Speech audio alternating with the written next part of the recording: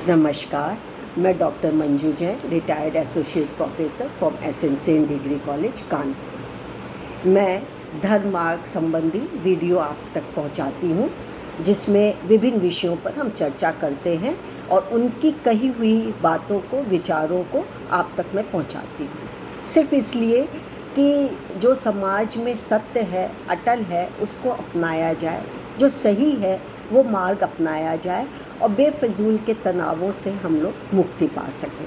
तो आज का विषय है श्रद्धा का महत्व। इसमें ये बताने की, जानने की कोशिश की गई है कि आखिर श्रद्धा क्या है। श्रद्धा वो है जिसमें हम किसी चीज़ में डूब जाएं, आनंद, परम आनंद और परमानंद की हमको अनुभूति होती हो। आखिरकार राधा है या रामकृष्ण परमहंस हैं, चैतन्य गोस्वामी हैं, उन्हें परमानंद की आनंदी क्यों मिली? क्या श्रद्धा से, क्या भावना से, उसमें डूब जाने से?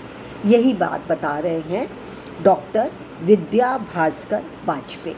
मैं अब उनकी बातें, उनके विचार आप तक रख रही हूँ, पहुँचा रही हूँ। आप कहते हैं, परिष्कृत भावना का परम बोध ही श्रद्धा है।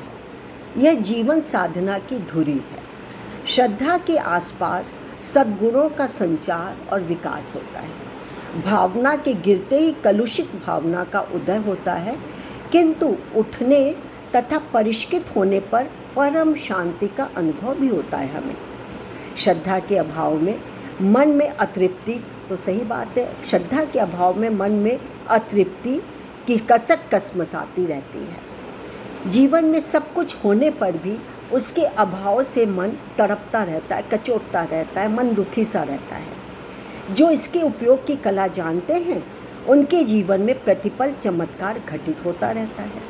आज भावना के नाम पर भावुकता का व्यापार होने लगा है। आजकल का ज़माना थोड़ा फर्क हो गया है।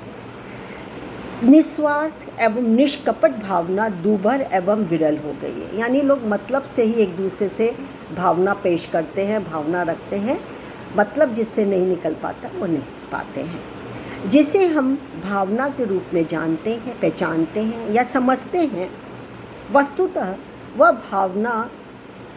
भावना से कोसों दूर भावुकता होती है, क्योंकि हम भावना के साथ भोग, इच्छा एवं प्रतिफल की आशा संजोए रहते हैं, उनसे कुछ उम्मीद रखते हैं। भावना को तर्क से अलग करके पृथक मानने वाले तर्क के अभाव को ही भावना मानने लगते हैं, किंतु ऐसा नहीं है, क्योंकि एक महानुभाव श्री अरविंद जी का कहना है कि तर्क के विलय से श्रद्धा का प्रादुर्भाव होता है, तर्क के दमन से श्रद्धा कुचल जाती है और शमन से मुस्कुराते हुए पुष्प के समान खिल उठती है। श्रद्धा अनुभव है जिसे पाया, देखा और जिया भी जा सकता है।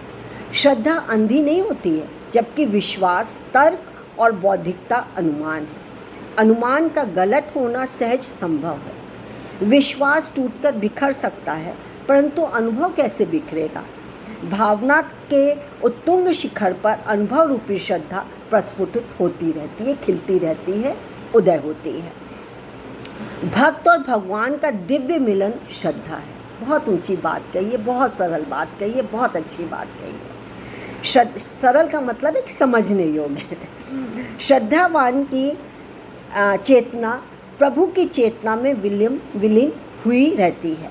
ऐसी भावदशा महाभाव कहलाती है, जो थोड़े ही लोगों को, विरलों को ही प्राप्त होती है। इस महाभाव में डूबने का महा आनंद केवल 3 ही महायोगियों को प्राप्त हुआ है। वे 3 हैं जो मैंने अभी आपको बताया, श्री राधा, चैतन्य महाप्रभु और रामकृष्ण परमहंस। महाभाव के प्रतिनिधियों में प्रेम भावना का अंकुरण बड़ा ही पावन होता है, पवित्र होता है।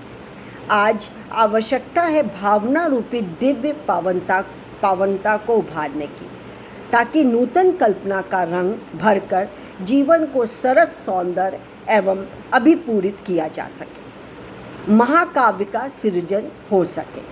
भावना सृजन का पर्याय है। इसी से जीवन में और समाज में नूतन सौंदर्य बिखर सकता है।